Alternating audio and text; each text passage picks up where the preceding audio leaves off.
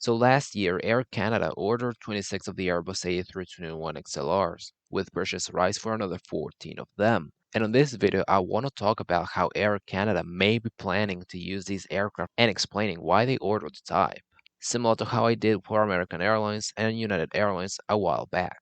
I'm really not surprised that Air Canada ordered this aircraft. I mean, it fits quite well in their business model, especially when it comes to smaller transatlantic flights. You see, the Airbus A321XLR is an narrow-body aircraft that's an extra longer range variant of the original Airbus A321neo, and it was created to act as some sort of replacement for the Boeing 757 that is largely being retired by many airlines such as United Airlines, American Airlines, Icelandair, and others as well. It acts as a middle-of-the-market aircraft for routes that are too long for the Boeing 737 or the Airbus A320, but too small to be operated by a Boeing 787 or an Airbus A330. The XLR can carry as many as 240 passengers on a single-class configuration, similar to the Boeing 757. However, the XLR has a longer range than the 757 of 4,700 nautical miles, which from Toronto can reach deep into Central and Eastern Europe, while the 757 would only be able to reach into Western Europe.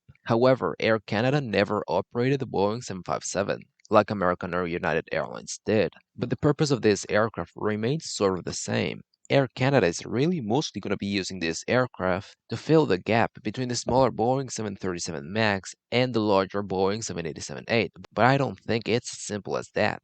You could argue that this aircraft is going to act as some sort of replacement for the Boeing 767-300ER that Air Canada used to operate before retiring them during the pandemic. There are some routes that the Boeing 767 used to fly that currently don't have any service due to the pandemic, including some that were operated by Air Canada Rouge, or simply due to the fact that Air Canada doesn't really have any more aircraft to operate these flights, or they're simply not busy enough to justify an Airbus A330 or a Boeing 787. The Boeing 767-300ER used to mostly fly on lower demand transatlantic flights to Europe as well as transcontinental flights between eastern and western Canada, as well as flights to the west coast of the United States, the Caribbean, Mexico, and even South America. Actually, I think they even flew the 767 to Japan, but I may be wrong about that. But Air Canada's subsidiary, Air Canada Rouge, also used to fly the 767 to Europe, the Caribbean, and Mexico. Now, the A321XLR will not necessarily fly all of those routes, because some of them are being operated instead by the A330 or the 787. Those routes are rather busy enough to handle such aircraft. However, there are some routes, such as Toronto to Prague, Budapest, and Bucharest, and Montreal to Bordeaux and Marseille, that don't really have enough demand to fill a 787 or an A330, both of which are larger than the 767. The A321XLR will be much easier to fill on these routes and more profitable as well. So the A321XLR could definitely help Air Canada reopen these old routes.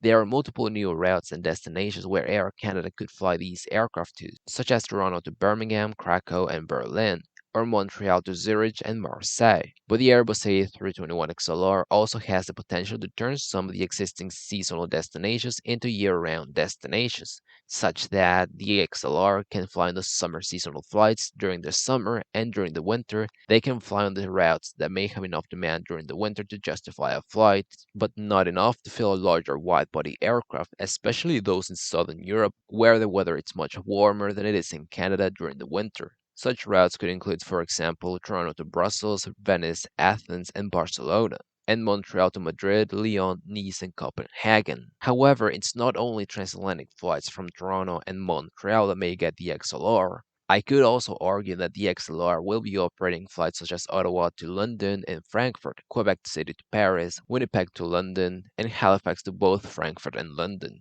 But I could also argue that the Airbus A321XLR could act as a replacement for the Airbus A321-200 that Air Canada currently flies on medium-haulage flights between eastern and western Canada, from Montreal, Toronto, Ottawa, and Halifax to Calgary, Vancouver, and Edmonton, in a similar way that Air American Airlines plans to replace the Airbus A321T. Air Canada could also use these aircraft to fly to destinations in the US West Coast such as Los Angeles, San Francisco, Phoenix, Las Vegas, and San Diego, since they're rather popular among Canadians. I could also see Air Canada operate the Airbus A321XLR to the Caribbean, Mexico, and South America, such as to Lima, Bogota, maybe even seasonal flights as far as Rio de Janeiro, as well as flights from Western Canada to Hawaii.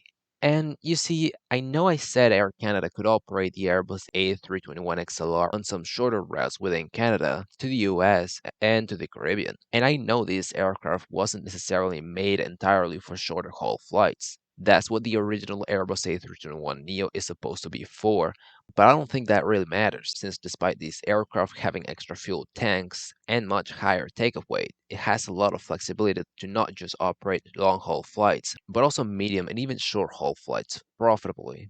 Longer flights to Europe, longer domestic flights, and longer flights to the US and even Latin America. It's pretty easy to say how Air Canada will use the Airbus A321XLR, or really any aircraft, but in the end, I really don't know that entirely. But I love to speculate and analyze many of the possible routes and destinations this aircraft could fly for the airline. It's definitely going to be a game changer for Air Canada, and it'll hopefully help them expand to new markets and give them a lot of flexibility that the airline definitely needs.